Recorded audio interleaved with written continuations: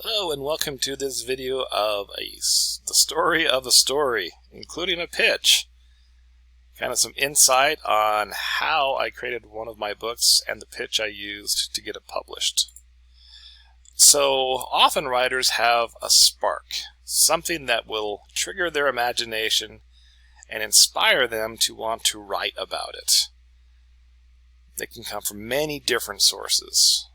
I had a spark based on an actual event that I had experienced. This experience was Y2K. For those who are not familiar with Y2K, that was when we changed from the year 1999 to the year 2000. There was all sorts of speculation that there would be power outages, airplanes would fall from the sky, electricity would go out, like I said, with the power outages, any number of things. The media got a hold of this idea and really ran with it to the point where it caused a lot of concern among the general populace.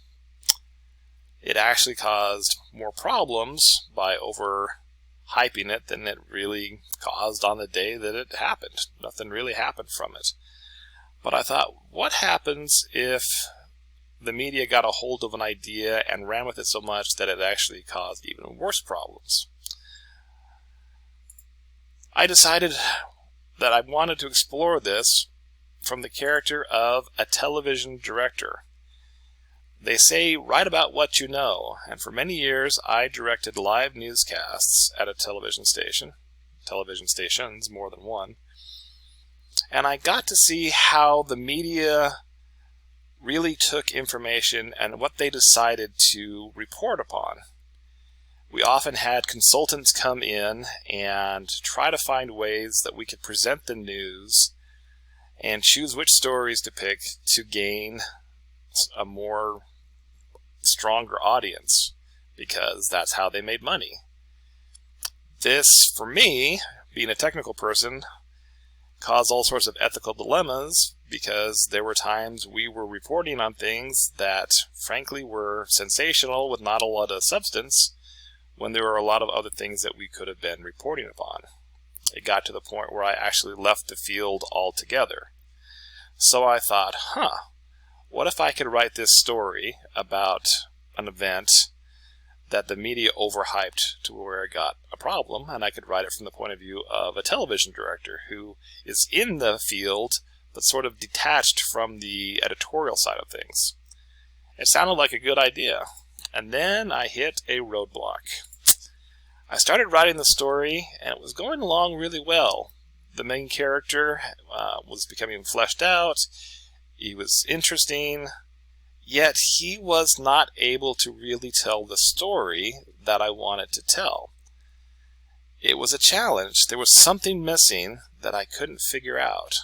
So I decided to take a break from this story and to work on some other things. Well, it turns out that I waited about 6 years before I went back. And the reason I went back is that I actually had a re-inspiration. I thought, what if the story could also be told from a second point of view, that of the writer who writes a book about a concern which the media then gets a hold of and focuses on the worst case scenarios to the point where it actually kind of creates more problems.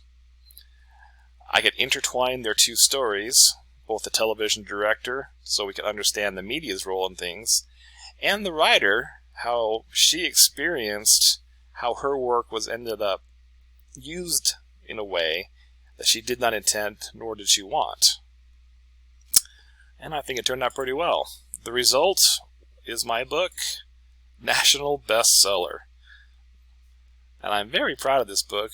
It's my 11th novel that I've written. It is a concept that took a lot of time to work through. And once I had the completed thing, I needed to come up with a pitch. So the pitch is this.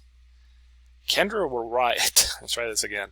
Kendra White authors a book warning of the danger of peak oil, that we have reached the point where oil consumption surpasses the amount that can be extracted from the earth. She intends to inspire a stronger focus on renewable energy.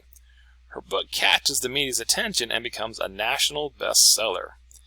Focusing on the worst-case scenarios of Kendra's research, the media uses the book as a catalyst for wide speculation of gas shortages, and in turn, the book becomes somewhat of a self-fulfilling prophecy. Kendra must navigate on how her ill-found success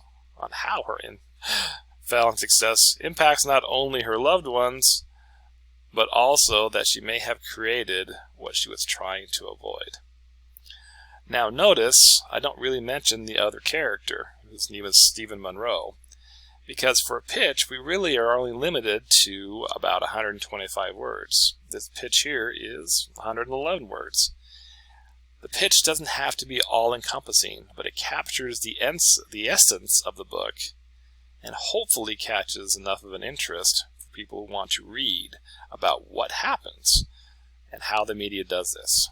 So that is the insight on the book National Bestseller, written by J. Lloyd Morgan, available now. There you go.